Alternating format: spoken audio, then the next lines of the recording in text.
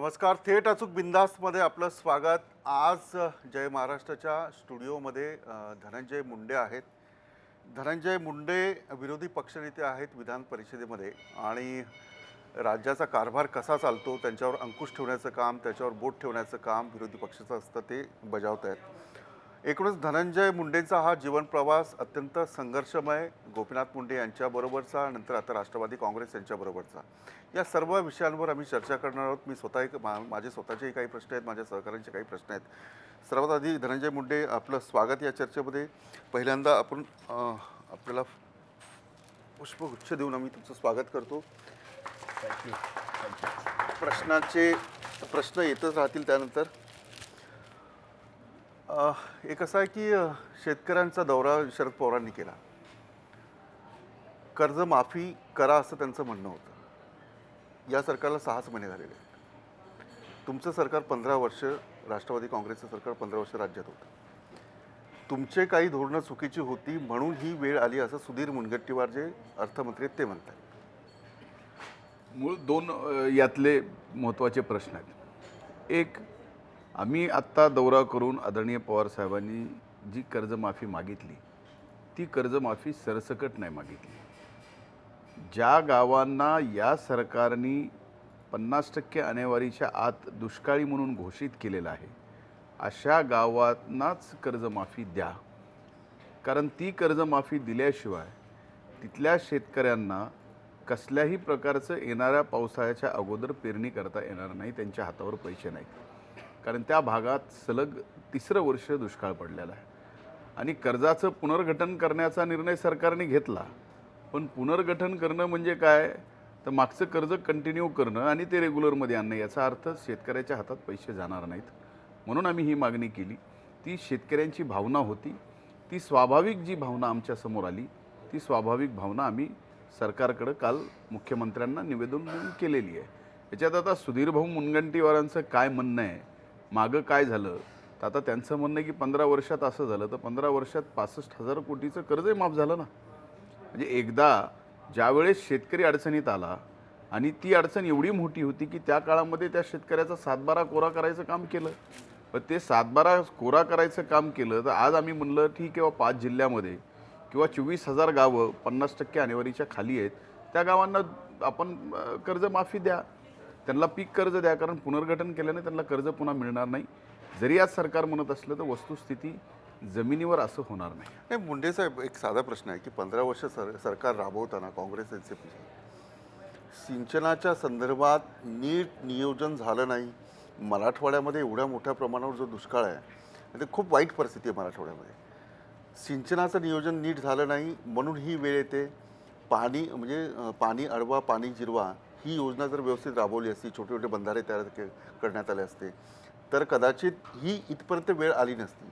मोठे मोठे डॅम बनवून फक्त पैसे ठेकेदारांच्या खिशात गेले, प्रत्यक्षात पाणी काय साचलंच नाही. पहिल्यांदा तुम्ही जे म्हणताय हे खरं वास्तविकतेला धरून नाही आहे. तुम्ही म्हणता मराठवाड्यात बंधाऱ्याचे काहीच कामं झाले नाहीत, तर मग गोदावरी नदीवर जे काही बॅरेजेस झाले ते या 15 वर्षातलेच आहेत. मांजरा नदीवर जे बॅरेजेस झाले ते माननीय मुख्यमंत्री महोदयांनी माननीय अजितदादा पवारांनी केलेले, ते मांजरा नदीवरचे बॅरेजेस ते याच काळात झालेले आहेत. मी एक उदाहरण देतो, जे सर्वात मोठा प्रकल्प बीड जिल्ह्यामध्ये अप्पर कुंडलिका मोठा साठवण धरण आहे, ते कधी काळाचं, आज 85% त्याचं काम पूर्ण झालं आहे, ते कधी झालं. अडचण काय आहे की सलग 3 वर्षापासून या राज्यामध्ये त्या भागात, त्यातले त्यात मराठवाड्यात आणि विदर्भातल्या काही भागामध्ये पाऊस पडला नाही. म्हणून झालेल्या कामाच्या साठवण तलावामध्ये की असतील बॅरेजेसमध्ये असतील पाणीच आलं नाही. शेवटी विषय हा पाणी जिरलं नसेल तर पाण्याची पातळी खाली गेली. तेच म्हणतोय ना. मला सांगा की जसं पंजाब असेल, हरियाणा असेल, ठिबक सिंचन योजना असते किंवा पाणी अडवा पाणी जिरवा अशी काही योजना असते, त्या तिथल्या सरकारने ती राबवलेली आहे. तिथे आपल्यापेक्षा जास्त दुष्काळ आहे राजस्थानमध्ये. पण महाराष्ट्र एवढं पुरोगामी आहे, आर्थिकरित्या सबल आहे. ह्या सगळ्या योजना जर नीटपणे केल्या असत्या तर कदाचित इथपर्यंत वेळ आली नसती. आता मला मी आपल्यालाच या चर्चेच्या माध्यमातून एक प्रश्न विचारतो. आज मराठवाड्यामध्ये 1000 फुटावर बोर घेतलं तरी पाणी लागत नाही. आता पाण्याचं खालचं नियोजन तर सरकारने करायचा विषय नाही आहे. सलग 3 वर्षापासून सरासरीपेक्षाही कमी पाऊस पडल्यामुळं पाण्याची अडचण या भागामध्ये निर्माण झालेली आहे, ही वस्तुस्थिती आहे. आता नियोजन झालं नाही तर पाणलोटचे कामही झाले, बंधाऱ्याची कामही झाले, कोल्हापुरी बंधाऱ्याची कामं, छोट्या बंधाऱ्याची, मोठ्या बंधाऱ्याची कामं झाले, साठवण तलावही मोठी झाली, मोठी बॅरेजेसही मोठ्या नदीवरती झाली. पण त्या बॅरेजेसमध्ये जर पाऊस पडला नसल्यामुळं ती बॅरेजेसच्या क्षमतेनं पाणीच थांबलं नाही, पाणीच त्याच बॅरेजेसमध्ये आलं नाही, साठवण तलावामध्ये त्या क्षमतेनं पाणी नाही आलं, तर ते पाणी पर्क्युलेट होऊन जमिनीत तरी कसं जाणार आहे? हे एक भाग असा आहे की ज्या संकटाला मागच्या सरकारकडं आरोप केला जातो ते संकट नैसर्गिक संकट आहे. त्यामुळं आज आपल्याला समोर ही अडचण येते आणि त्यातले त्यात मराठवाड्यामध्ये ही परिस्थिती गंभीर आहे, हे मान्यच केलं पाहिजे की आज तिथली भूजल पातळी अतिशय खोल गेलेली आहे. म्हणजे आता येणाऱ्या काळामध्ये जर पाऊस चांगला पडला आणि सलग 2-3 वर्षे जर ही केलेली कामं, साठवण तलावाची केलेली बॅरेजेसची कामं ही जर पूर्ण क्षमतेनं भरले तर नक्कीच मराठवाड्याची परिस्थिती पाण्याची बदलेल. मुंडे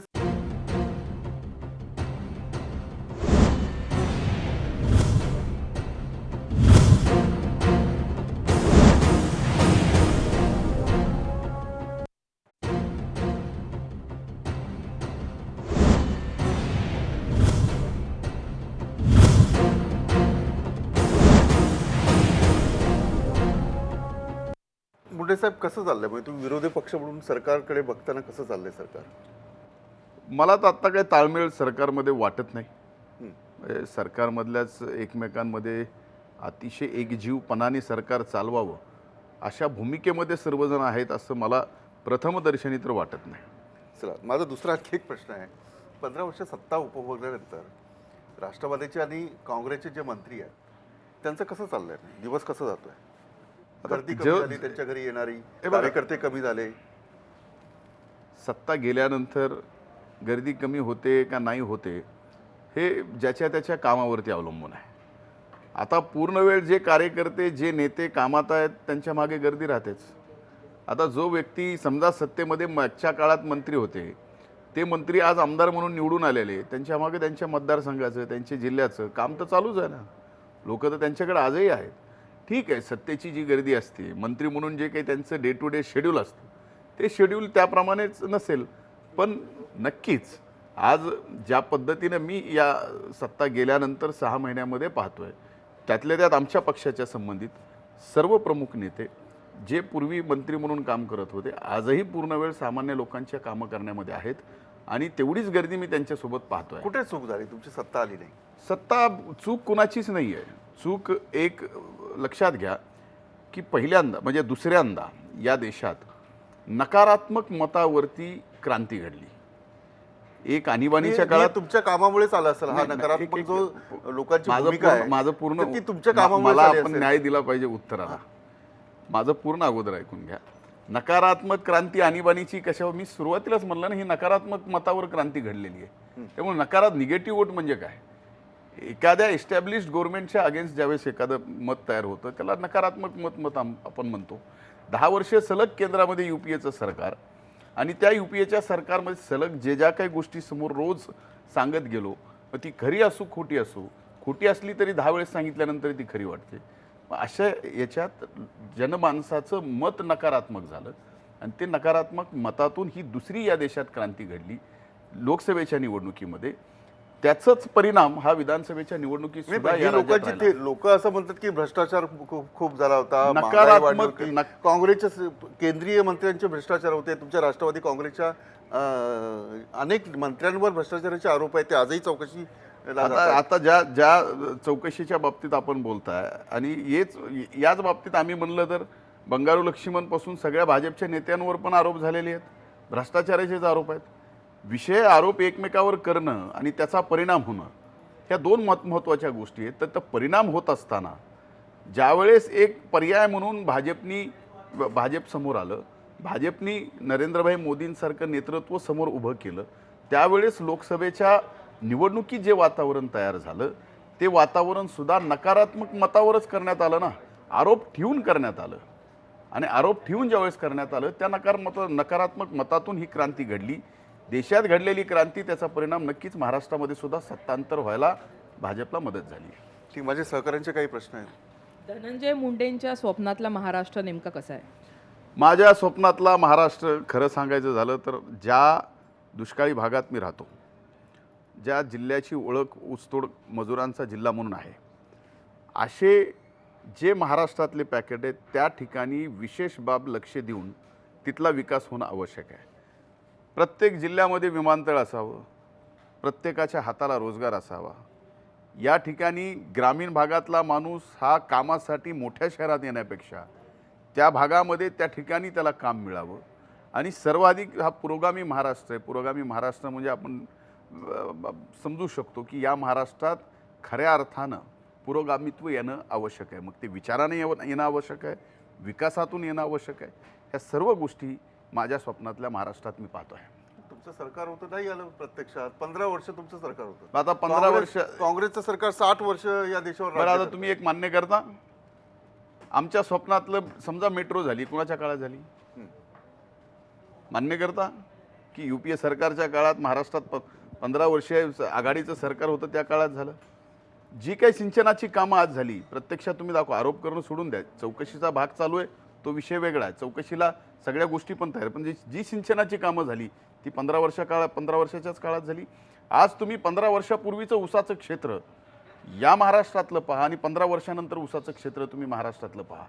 दुष्काळ पडला, पाऊस पडला नाही हे कारण वेगळं, पण या महाराष्ट्रात 15 वर्षात सुद्धा विकास झाला. आणि जर असं झालं नसतं तर लोकसभेच्या निवडणुकीमध्ये एकीकडं एकतर्फी झालं, पण तसं एकतर्फी मतदान महाराष्ट्राच्या निवडणुकीत विधानसभेला झालं नाही. 41 आमदार हे राष्ट्रवादी काँग्रेस पक्षाचे निवडून आले, 42 आमदार हे काँग्रेसचे निवडून आले. आणि एक लक्षात घ्या, जर 15 वर्ष वाईट काम केलं असतं आघाडी सरकारने तर सलग 3 वेळेस महाराष्ट्राच्या जनतेने निवडून दिलं असतं काय? शेवटी ही जनता आहे. सलग 3 वेळेस 99ला निवडणूक जिंकली, 2004ला जिंकली, 2009ला जिंकली, 2014ला सलग 15 वर्ष सत्तेत राहिलोत, नकारात्मक मतं निर्माण झाली आणि हरलोत. ते आम्ही कबूल केलंय. साहेब, तुम्ही म्हणता की सिंचनाची कामं झाली, पाणी कुठे आहे त्याच्यामध्ये?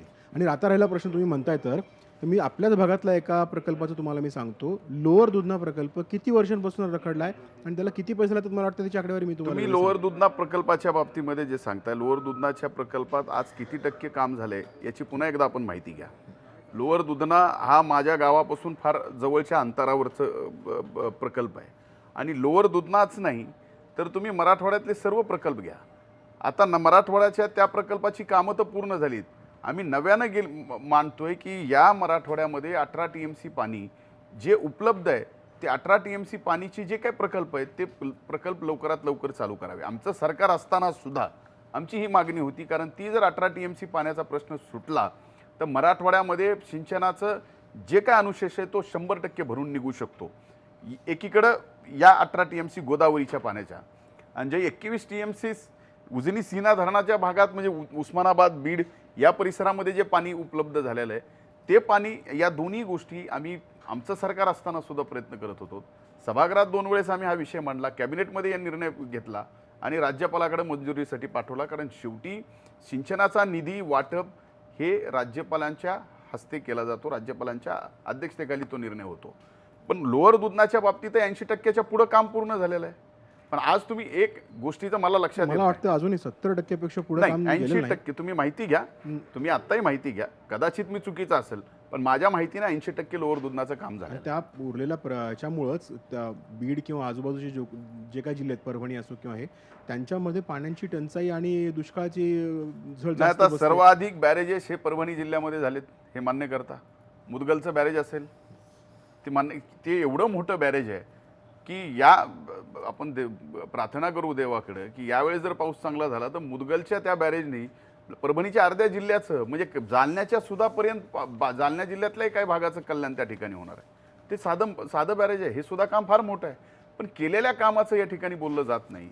पण न केलेल्या कामाचं किंवा एखादं काम अर्धवट राहिलंय अशा बाबतीमध्ये नाही, नक्कीच न बोललं केलेल्या कामाचं म्हणजे जर तुम्ही 15 वर्ष सत्तेमध्ये असाल तर प्रश्न विचारले जातील असं जातं. सांगतो मी मला. जे आपण प्रश्नाचं मी उत्तरही देतोय आणि त्याबरोबर जे झालंय तेही सांगतोय. 15 वर्षात तुम्ही मेट्रो वगैरे दिली, पण परळी बीड मार्ग अजूनही रखडलेला आहे, कित्येक वर्ष आलाय. आता म्हणजे एक तुमचं 15 वर्ष सत्ता होती ना, मग त्यावेळेस का तो मार्गी नाही आता लागला? एक बरोबर आहे, म्हणजे हा फार चांगला प्रश्न तुम्ही विचारला आणि तो माझ्या दृष्टीने सुद्धा फार जिव्हाळ्याचा प्रश्न आहे. कारण तो माझ्या बीडचा मराठवाड्याबद्दल असल्यामुळे बीडचा असल्यामुळे कारण ती शेवटी परळीपासून ती रेल्वे चालू होणार आहे, ती नगरपर्यंत जाणार आहे, सगळ्या गोष्टी सोप्या होणार आहेत आम्हाला. 2009ला ज्यावेळेस केंद्र सरकारने सांगितलं की आम्हाला आता ही रेल्वे करायची आहे, पण याच्यात अर्धा वाटा हा राज्य सरकारने घेतला पाहिजे. आता मला सांगा, राज्य सरकारने त्यावेळेस सन्माननीय विलासराव देशमुख साहेब राज्याचे मुख्यमंत्री होते आणि त्या काळामध्ये अंडरस्टँडिंग झाली केंद्र सरकार आणि राज्य सरकार की अर्धा खर्च आम्ही उचलणार.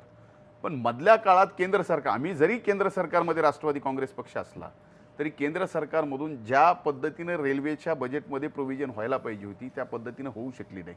13 किलोमीटर लाईन नगरपासून बीडकडे आलेली आहे, पण पुढे काम आणखीन अर्धवट आहे.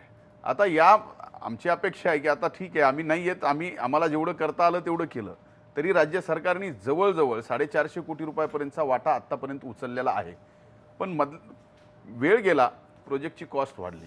आत्ता प्रोजेक्टची कॉस्ट वाढल्यानंतर सांगितलं जातं आहे, मी माहिती घेतली की काल परवा काहीतरी एक नवीन स्टेट गव्हर्नमेंटने नोटिफिकेशन काढलं की याच्यात आम्ही अर्धा वाटा उचलायला तयार होतो. तो 2009ला सरकारने अगोदरच MOU केलेलं आहे केंद्र सरकारसोबत, अंडरस्टँडिंग त्यांचं झालेलं आहे.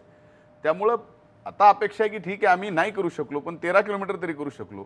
या 5 वर्षामध्ये ज्या काही गतिमानतेनं सरकार हे राज्यात आणि देशात ज्या पक्षाचं आलं, ज्या विचाराचं आलं, आम्ही त्यांच्याकडूनही अपेक्षा करतो की तेवढ्याच गतीनं हे काम व्हावं, कारण आता याची कॉस्ट जवळजवळ 4000 कोटीच्या आसपास गेली आहे. धनंजय, ही चर्चा सुरू राहणार आहे. धनंजय मुंडे थेट अचूक बिंदास आपल्याशी बोलतात आणि आणखी काही प्रश्न आहेत, पण एका ब्रेकनंतर.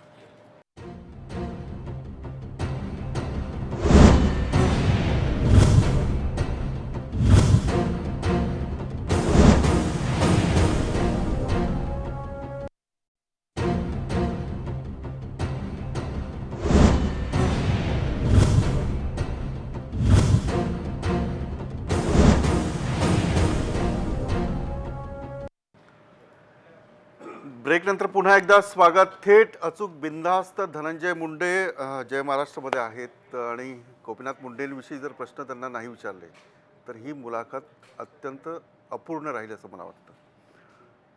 तुम्ही गोपीनाथ मुंडेंच्या म्हणजे तुमचे गुरु जवळपास म्हणजे नात्याने सुद्धा तुम्ही त्यांच्या पाठीत खंजीर खोपसला असा आरोप. मला एक दिवस आठवतो, ज्या दिवशी स्वतः स्वर्गीय मुंडे साहेबांनी भगवान गडावरती 11 जानेवारी 2012 या तारखेला भगवान बाबांच्या पुण्यतिथी ज्या दिवशी तिथे जमलेल्या भक्तगणांच्या समोर रक्ताचं नातं तोडण्याची घोषणा झाली. पण आज तो विषय काढणं योग्य नाही आहे. आज खऱ्या अर्थानं स्वर्गीय मुंडे साहेबांची पहिली पुण्यतिथी आहे. त्यामुळे खंजीर कुणी कुणाच्या पाठीत खोपसला हा माझ्या दृष्टीनं आज चर्चेचा विषय होऊ शकत नाही. पण परिस्थिती अशी निर्माण नको व्हायला पाहिजे होती, ती परिस्थिती निर्माण झाली आणि 11 जानेवारीला 2012 या दिवशी जे न घडावं ते घडलं.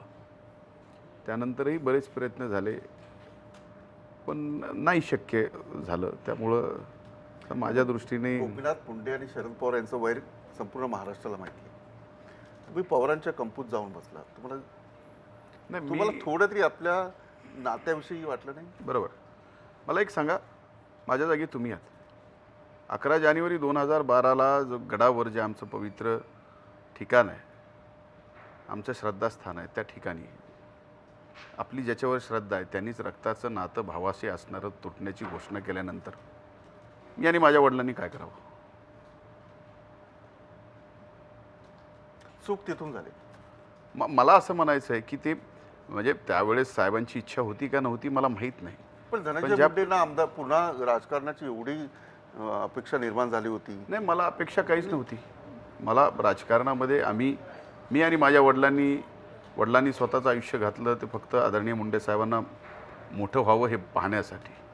कारण माझे वडील 21 वर्षाचे होते आणि आदरणीय मुंडे साहेब 10 वर्षाचे होते ज्यावेळेस माझे आजोबा वारले. माझं सोडून द्या, मी तर मोठं झालो आहे, साहेबांकडे पाहून मोठं झालो आहे, साहेबांच्या हाताला धरून मोठं झालो आहे.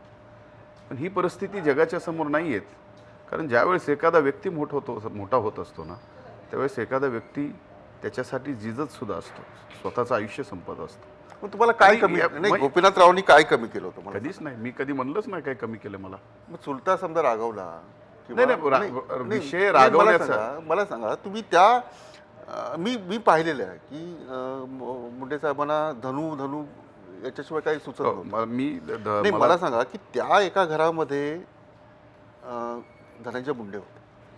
संपूर्ण 95च्या काळामध्ये संपूर्ण सत्ता ही धनूच्या हातात होती. नाही, मी आणि हे चुकीचं आहे. त्यावेळेला एवढं सगळं देऊन सुद्धा तुम्हाला सोडावंसं वाटलं? आता एक पहिल्यांदा ज्यावेळेस तुम्ही ज्या वर्षाचं सांगताय त्या वर्षात मी सिम्बायोसिस कॉलेजला सेकंड इयरला शिकायला होतो. त्यामुळे सत्तेचा आणि माझा त्या काळातला अर्थार्थी संबंध नाही. मी माझं सिम्बायोसिस कॉलेजचे शिक्षण संपवलं 98 एंडला आणि 99ला भाजप आणि शिवसेनेची सत्ता गेली. त्यामुळं माझं शैक्षणिक जीवन सत्तेच्या काळात होतं आणि मी सिम्बायोसिस कॉलेजचा स्टुडंट त्यावेळेस होतो. त्यामुळं एक विषय तुम्ही तुमच्या मनातूनही काढून टाका की त्यावेळेस सत्तेचा माझा काही संबंध नाही, होता. त्यावेळेला जे मंत्र्यांची मुलं होती ते सगळं तुमचं फ्रेंड सर्कल होतं. सगळी नाही, नाही, सत्ता बघा- गोपीनाथ मुंडे यांची सत्ता, तो सगळा जो राजकीय नेते सगळे तुमच्या परिचित होते. एवढं सगळं नाही, नाही, हळूहळू एक तुम्हाला मिनिट, मला दिलं सांगा की मी त्या कुटुंबातला आहे आणि त्या कुटुंबातला एक असल्यामुळं ओळख असणं आणि सत्ता बघत असणं याच्यात फार फरक आहे. ओळख कोणाची नसते, ओळख प्रत्येकाची असते. आणि ज्यावेळेस मी मुंडे साहेबांच्या कुटुंबातला आहे आणि कुटुंबातला असल्यामुळं माझी ओळख सगळ्यांशी असणं याच्यात चुकीचं काय? मुद्दा हा आहे की हे घडायला न पाहिजे होतं, ते घडलं. आणि त्याला ज्यावेळेस रक्ताचं नातं तोडण्याची घोषणा झाली त्यातूनही आम्ही बराच प्रयत्न केला, पण त्या प्रयत्नाला यश आलं नाही. त्यामुळं त्या काळात साहेबांनी बाजूला केल्यानंतर वेगळं व्हावं लागलं. आणि शेवटी राजकारणामध्ये राजकारण करत असताना कुठं ना कुठं हातपाय मारावे लागतात. त्यांचं आणि त्यांचं वैर होतं का नाही होतं हा विषय आज बोलण्याचा नाही आहे, पण नक्कीच म्हणजे असं व्हायला नको होतं हे मला मनापासून वाटतं. आणि याच्यात माझा दोष बिलकुल नाही आहे. पण धनंजय, आणखी एक महत्त्वाचा मुद्दा आहे की तुमच्या बाजूनी काही प्रयत्न झाले का की जे चाललंय ते चुकीचं आहे, किंवा मला जी अपेक्षा आहे खूप मोठी, मला तिकीट नाही मिळालं, हे नाही मिळालं, मला विधान परिषद नाही दिली, पहिल्यांदा माझ्या विधानसभेला चुकीचं असं तुम्ही म्हणता, पण तुमच्या बाजूने काय? नाही, 2009ला उमेदवारी मला देण्याच्या बाबतीमध्ये आमच्या घरात निर्णय झाला. तो निर्णय बदलला, पण त्या बदलल्यानंतर सुद्धा आमच्या घरात असं काही वाद नाही झाला. आम्ही पूर्ण ताकदीनं पंकजाताईसाठी आम्ही लढलोत. आम्ही निवडून त्या आल्या, चांगल्या मतानं आल्या. त्याचं श्रेय काय आम्ही घेत नाहीत, पण आमच्या मनात कुठं कटुता किंवा असा काहीच विषय नव्हता. आणि नंतरसुद्धा मी विधान परिषदेवर गेलो. विधान परिषदेवर गेल्यानंतर अशा गोष्टी होणं स्वाभाविक काही गरजच नव्हती. आणि मी त्या मतदारसंघामध्ये काम करायचं का नाही करायचं हा निर्णय 2009लाच झाला होता ना. आमच्या दोघांमध्ये निवडणूक कुणी लढावी हा निर्णय ज्यावेळेस आदरणीय साहेबांनी घेतला, पंकजाताईंनी लढावी, त्यावेळेस आम्ही घर एकत्र राहिलं. खरं जर राजकीय कुठल्या इच्छाशक्तीपोटी जर हा निर्णय घर फुटला असं तुमचं म्हणणं असेल तर ते चुकीचं आहे. जर फुटायचं असतं तर त्या क्षणाला फुटलं असतं ज्यावेळेस मला उमेदवारी नाकारली. त्यावेळेस निवडणूक चालू होती, उमेदवारी अर्ज दाखल करायचे बरेचसे दिवस होते, पण असा काहीच विषय आमच्या मनात नव्हता.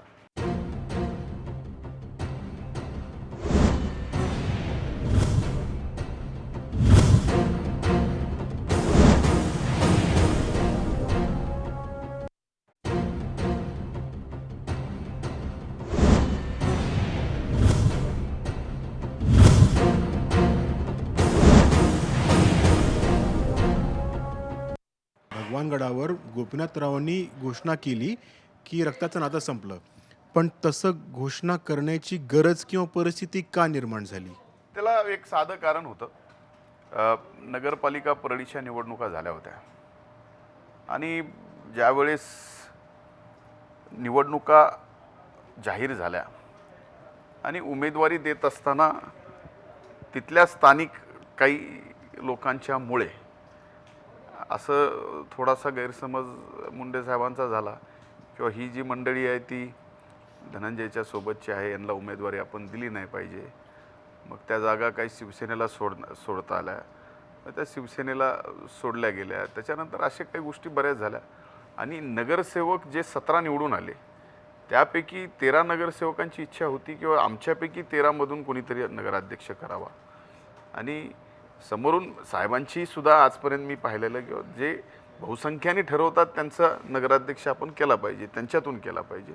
पण त्यावेळेस असा निर्णय झाला की हा नगरसेवक एक जो आहे त्यालाच आपल्याला करायचं आणि त्या बाबतीत बाकी 13 नगरसेवकांचे रिझर्वेशन होते. मग 13 नगरसेवकांनी वेगळा निर्णय केला.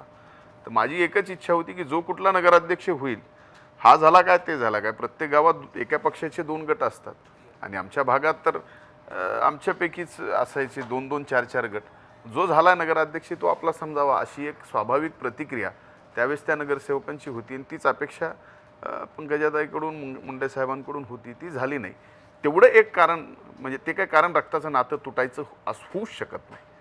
पण याच्या पलीकडे दुसरं काही कारण त्यावेळेस झालं नव्हतं. पण तेव्हापासून तुम्ही दूर झाला. मग त्यावेळेस मी दूर नाही, त्यावेळेसपासून दूर व्हायचं कारण आहे. तुमची मनाची येत तुटली किंवा तुमच्याविषयी मग मुंडे साहेबांना काही लोकांनी नक्कीच असा प्रयत्न केला की मी आणि माझे वडील मुंडे साहेबांपासून बाजूला जायला पाहिजे. कोण लोक आहेत ते, आता ते असं बोलणं उचित नाही.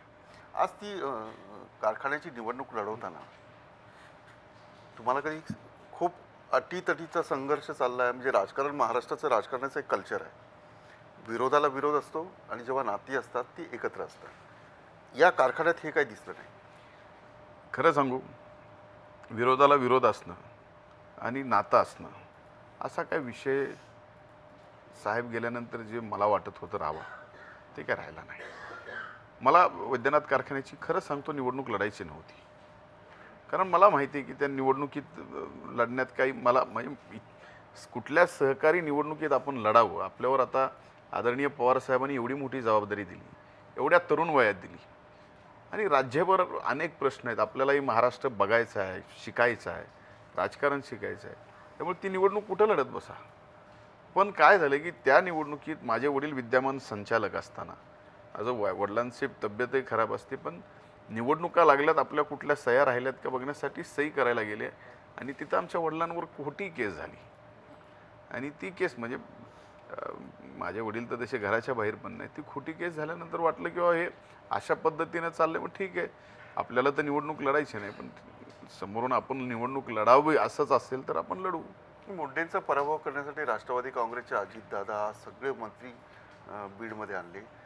राष्ट्रवादीने गोपीनाथ मुंडेंना टार्गेट करून तुम्हाला पक्षात आणलं. मला एक सांगा, तसा तुमचा तुम्हाला एक आज एक गोष्ट, तुमचा वापर राष्ट्रवादीने केला असं एक राजकीय आज एक प्रामाणिक गोष्ट सांगू आपल्याला. आणि मी हे माझ्या कुलदेवतेला स्मरून सांगतो की कधीही मला म्हणजे आदरणीय पवार साहेबांनी आणि अजितदादांनी त्यांच्या पक्षात या असं एक शब्दानं सांगितलं नाही, एक शब्दानं सुद्धा नाही. तुम्ही स्वतःहून गेला नाही, मला विलाज नव्हता. म्हणजे एकदा मला रक्ताचं नातं तोडलं, पक्षामध्ये काही स्थान नाही, परिषदेमध्ये मी पक्षाचा सदस्य पण मला बोलायला सुद्धा संधी दिली जात नाही.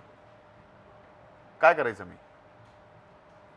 आणि एकदा समजा ठीक आहे ना, मी बाजूलाही गेलो असतो, मी तर एवढंही म्हणलं होतं की मला आम्ही साहेब तुमच्यासाठी राजकारण केलं, तुम्हाला वाटतं की आम्ही घरी बसवतो, असं पॉलिटिकली घरी बसवण्याचे आम्हाला घरी बोलून सांगा तुम्ही घरी बसता, अशी काय अडचण नाही. मग शेवटी मरता क्या ना करता.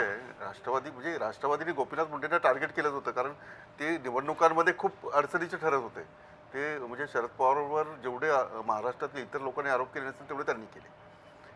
राष्ट्रवादीमध्ये जाताना हे तुमच्या लक्षात होतं की माझा वापर होईल? बघा, मी कधीच मी राजकारणात आहे कुठल्या निवडणूक जिंकण्यासाठी आणि पराभव होण्यासाठी नाही. आपण जिथं आहोत, ज्या क्षमतेत आहोत, ज्या पद्धतीनं आपल्याला सामान्य माणसाच्या कामासाठी धडपड करता येते तेवढी करायची आणि त्या कामातून त्या व्यक्तीच्या मनामध्ये आपण स्थान निर्माण करायचं. हे मी त्या काळात लहानपणापासून मुंडे साहेबांकडे बघूनच शिकलो, माझ्या वडिलांकडे बघून शिकलो आणि हे सगळं पाहून आम्ही पुढे आलेलो. त्यामुळे मी कुठल्या पक्षात कुठली निवडणूक जिंकायची म्हणून गेलेलो नाहीच आहे. काही विषय नाही. मला ही वेळ सुद्धा पक्षात जायची का आली, त्याला काही कारणं जे मी तुम्हाला अगोदर सांगितली ती कारणं. सर, गोपीनाथ मुंडेंविषयी माझा शेवटचा प्रश्न, महाराष्ट्राचं किती नुकसान झालं? जे रथी महारथी होते त्याच्यामध्ये गोपीनाथरावांचं नाव होतं, विलासराव देशमुख असतील, गोपीनाथ मुंडे असतील, प्रमोद महाजन असतील. महाराष्ट्राचं किती मोठं नुकसान झालं? फार भयंकर नुकसान झालं. शब्दात वर्णन नाही करू शकत. म्हणजे माझ्या दृष्टीने तर आज आमच्या साहेबांचं आणि आम्ही सुद्धा त्या काळात जे स्वप्न पाहिलं होतं, आम्ही घोषणा द्यायची, आम्ही घोषणाही तयार करायच्या की GM बनेगा CM, अशा आम्ही घोषणा द्यायचो. ते स्वप्न आता पूर्ण झालं असतं आणि ते स्वप्न अधुरंच राहिलं. GM बनेगा CM अशा घोषणा देतो. हो, आम्ही लहान त्या म्हणजे GM बनेगा CM हीच घोषणा, परळीचा 2 नाथ, वैद्यनाथ, गोपीनाथ, ह्या घोषणा आम्ही द्यायचो. ती जी बातमी आहे ती तुमच्यापर्यंत कशी पोहोचली? मी मुंबईमध्ये या मनोऱ्याला थांबलेलो होतो आणि 6:45 वाजता मला माझ्या रूमवर राहणाऱ्या एका मुलाने उठवलं किंवा TV वर अशी बातमी चालली आहे आणि मग मी फोन केला, कुणाला फोन करावं कळत नव्हतं. मग मी पाशा पटेलांना फोन केला. त्यांनी घटना अशी अशी घडली आहे, विलास चालू आहे असं ते म्हणत होते. मग मी अमित भाऊजींना फोन केला, बाकी कोणाचे फोन लागत नव्हते आणि मग पाशा पटेलांना परत फोन केला. त्यावेळेस तिथे रावसाहेब दानवे साहेब होते, त्यांच्याशी मी बोललो. तिथं कळाल्यानंतर मग मी तसाच दिल्लीला निघालो. हा एक साधा प्रश्न आहे लोकांच्या मनात आहे की त्यांचं काही बरं वाईट झालं अशी शंका आहे मराठवाड्यातल्या लोकांना, त्यांच्या चाहत्यांना. धनंजय, काय वाटतं की मी ठामपणे म्हणजे नाही म्हणू शकत अनेक नाही. म्हणजे अनेक पक्षांनी मागणी केली होती त्यावेळेला की याची चौकशी झाली पाहिजे. असं वाटतं की महाराष्ट्रातल्या त्या एवढ्या मोठ्या नेत्याच्या विरोधात हे असं काही खरं सांगू? कारस्थान झालं असेल? आजचा दिवस साहेबांच्या पुण्यतिथीचा आणि पुण्यतिथीच्या दिवशी एवढे सगळे आपण ह्या सगळ्या पद्धतीचे जे प्रश्न विचारतो, कारण सामान्य माणूस मुंडे साहेबांवर प्रेम करणं, त्यात मी असेल, कदाचित तुमच्याही मनात मुंडे साहेबांबद्दल प्रेम असेल. आज आमचं मन व्यतीत आहे आणि या विषयात आपण अशा पद्धतीनं जे विचारत आहे, मी ठामपणे नाही म्हणू शकत नाही, हे माझं उत्तर असेल की याची चौकशी व्हायला पाहिजे का नाही व्हायला पाहिजे.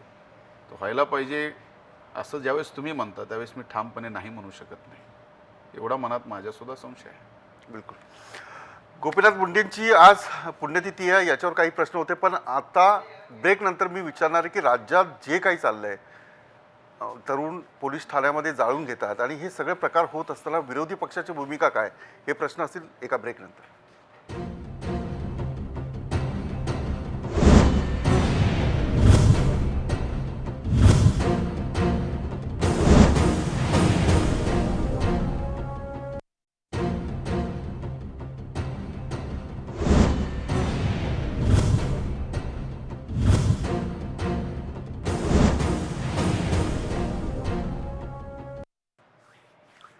विरोधी पक्षनेते धनंजय मुंडे थेट अचूक बिनधास्त चर्चा करतायत.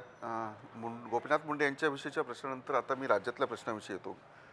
विरोधी पक्षाचा दबाव सरकारवर नसेल तर सरकार अत्यंत संथपणे काम करतं, हे लोकशाहीचं तत्त्व आहे. 6 महिने झालेत सरकार काम करत नाही असं तुम्हीच म्हणता. राज्यामध्ये पोलीस ठाण्यामध्ये तरुण जाळून घेत आहेत, याला जेवढं सरकार जबाबदार आहे तेवढा वचक तुमचा नाही आहे विरोधी पक्षाचा. एक लक्षात घ्या की ज्या वेळेस एक पोलिसांच्या जाचाला कंटाळून एक आरोपी, त्याचं नाव संदीप धोत्रे, त्यांनी नांदेडला किनवट पोलीस स्टेशनमध्ये जी काही घटना घडली, ती घटना दुर्दैवी का तर नक्कीच. या बाबतीत मी काही बाकी वाहिन्यांना सुद्धा बोललो, तिथल्या SP सुद्धा मी बोललो आणि आमच्या काही सहकार्याकडून याची खातरजमासुद्धा करून घेतलं नेमकं काय प्रकरण घडलं.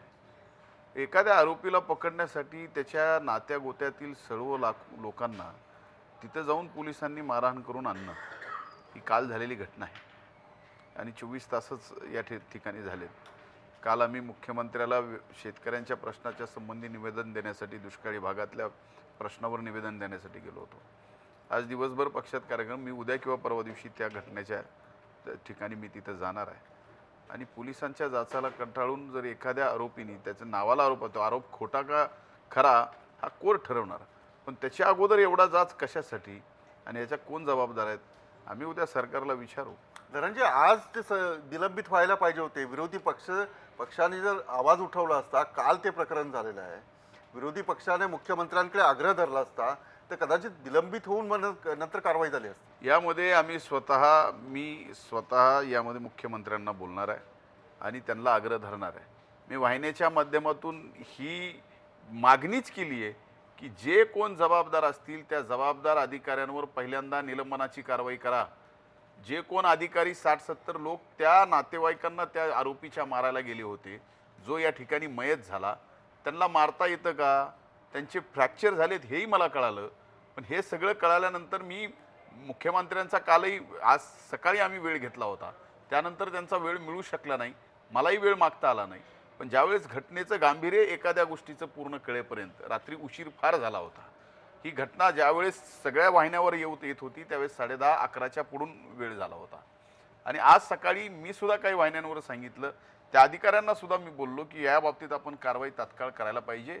आणि तात्काळ कारवाई जर नाही केली, माझा प्रयत्न आहे, मी उद्या किंवा परवा दिवशी त्या ठिकाणी जाणार आहे, आम्ही मुख्यमंत्र्याकडे जाऊ आणि या बाबतीत जर वेळ प्रसंगी त्या ठिकाणी जाऊन आम्ही आंदोलनही करू. मग यात जे चुकीचं झालेलं आहे त्याच्या पोलिसांचं पाठीमागं एवढं मॉरल वाढतं कसं काय? मी पोलीस नगरचं जे प्रकरण आहे, परभणीमध्ये पोलिसांनी जाच केला म्हणून असं लिहून ठेवलं आणि विष प्याला एक तरुण. आता हे एकंदर असं आहे की खरंच राज्याच्या मुख्यमंत्र्यांनी, आपण गृहमंत्री आहोत याचंही थोडंसं भान ठेवायला पाहिजे. आणि हे भान ठेवत असताना त्यांनी तेवढा वेळसुद्धा त्या खात्याला दिला पाहिजे. त्या खात्याची मला नाही वाटत की या 6 महिन्यात मुख्यमंत्र्यांनी फार किती वेळ दिला आहे.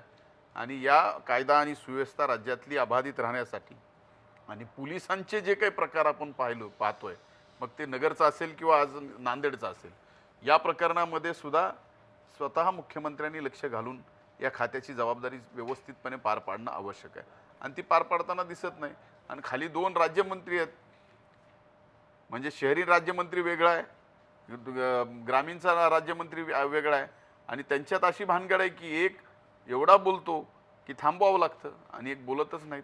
अशा परिस्थितीमध्ये त्या मुख्यमंत्र्यांना सुद्धा असं वाटत असेल खाली 2 राज्यमंत्री आहेत, ते सगळा कारभार गृह खात्याचा व्यवस्थित सांभाळत असतील, त्याच्यामुळे हा परिणाम आज आपल्याला दिसतोय. एक प्रश्न असा होता की तुम्ही सुरुवातीला बोलताना म्हणालात की 15 वर्षामध्ये आमच्या सरकारला जेवढं म्हणून महाराष्ट्रासाठी काम करता येणार होतं तेवढं आम्ही केलं. तर आता एकच वर्ष खरं तर राज्यामध्ये भाजप शिवसेनेची सत्ता येऊन झाले, मग लगेचच सगळ्या म्हणजे काँग्रेसच्या नेत्यांकडनं काय किंवा राष्ट्रवादीच्या नेत्यांकडनं असं येतं की एक वर्ष झाले, अच्छे दिन आलेच नाही.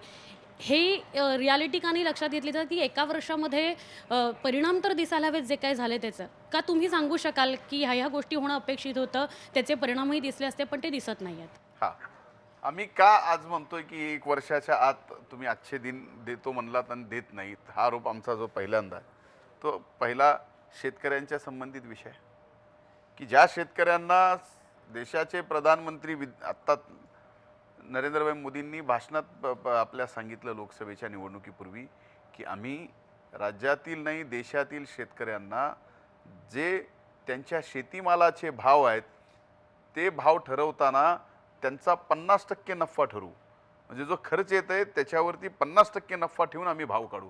ते भाव कधी निघतात? 1 जानेवारीला. मग 1 जानेवारीला तसं पाहिलं तर 6 महिने मोदी सरकारचे झाले होते, पण ते भाव वाढले नाहीत. ते भाव वाढले नाही. एक उदाहरण मी दिलं. पण त्या 6 महिन्याची तुलना आधीच्या 2 वर्षांची कशी होणार? काढा ना. आधीच्या 2 वर्षात आधीच्या 2 दुष्काळ काय वर्षाची किंवा अवकाळी पाऊस काय ह्याचा फटका होता आणि त्याचा सामना तुम्हाला करावा लागलाच नाही, होता. ते करावा लागला, तो आम्ही समर्थपणे केला सुद्धा. आणि करत असताना त्यावेळेस 14,000 गावं दुष्काळीग्रस्त होती.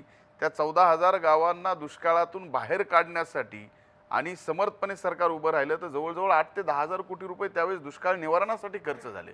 अहो पण तेव्हा पण तुमच्यावर आरोप झालेच की 200-300 रुपयाचे चेक्स शेतकऱ्यांपर्यंत पोहोचले आणि त्याच्या किती बातम्या झाल्या? बातम्या की त्यांना झाल्या. काढायलाच 500 रुपयाचा खर्च आहे, ते 200-300 रुपये घेऊन करणार काय? बरं, आता या बाबतीमध्ये जे फळबागाला 35,000 रुपये प्रति हेक्टरी देण्याचा निर्णय त्या काळात आम्ही केला, तो निर्णय चुकीचा होता. 15,000 रुपये हेक्टरी त्यावेळेस निर्णय केला कोरडवाहूला देण्याचा, त्याप्रमाणे पैसे गेले. एखाद्याला चुकून हे 200-300 केसेस राज्यामध्ये एवढे सारे पैसे जात असताना होत असतील, मी समजू शकतो. पण या सरकारने तर निर्णय काय केला, या दुष्काळामध्ये 45 रुपये प्रति गुंठा मदत, म्हणजे एक हेक्टरी 4500 रुपये मदत. हे चुकीचं आहे. म्हणजे हे कुठंतरी ज्या लोकांनी तुम्हाला विश्वास टाकून राज्याच्या सत्तेमध्ये आणलं, देशाच्या सत्तेमध्ये आणलं, त्या लोकांच्या कुठंतरी आल्या काहीतरी अशा वाईट संकटामध्ये मदत करणं गरजेचं आहे, ही अपेक्षा आमची होती. पेट्रोल डिझेलचे भाव वाढणार नाहीत, तुम्ही बऱ्याच ॲड पाहिल्या असतील लोकसभेच्या निवडणुकीच्या की अब बहुत हो गई महंगाई, पेट्रोल डिझेल की महंगाई की मार, अब की बार मोदी सरकार. मग आज नाही वाढलं पेट्रोल डिझेल? मग आम्ही वाढलं तर का वाढलं म्हणून आहे? तुम्ही सांगितलं होतं वाढायला नाही पाहिजे. मग आम्ही म्हणलं का वाढलं, तर तुम्ही म्हणताय 15 वर्षी तुम्ही सत्तेत होता, तुमच्या वेळेस किती वाढलं. आत्ता तर वाईट प्रसंग असा आहे की आंतरराष्ट्रीय बाजारपेठेमध्ये क्रूड ऑइलचे भाव कमी झालेले असताना तुम्ही वाढवताय. त्यावेळेस तर जास्त होता तरी सुद्धा केंद्र सरकार स्वतः सबसिडी देऊन त्या ठिकाणी लोकांचा भार स्वतः सरकार घेत होतं. आज ती परिस्थिती नाही. हा फरक आहे. म्हणून आम्ही म्हणतोय की तुमच्यावर फार अपेक्षा ठेवून लोकांनी विश्वास ठेवून तुम्हाला सत्तेमध्ये बसवलंय. तुम्ही जे सांगितले ते करा. आम्ही सांगितले ते म्हणतच नाहीत. तुम्ही तुमच्या भाषणात जे सांगितलंय ना, अच्छे दिन लाएंगे लाव, आमची दुसरी काय अपेक्षाच नाही.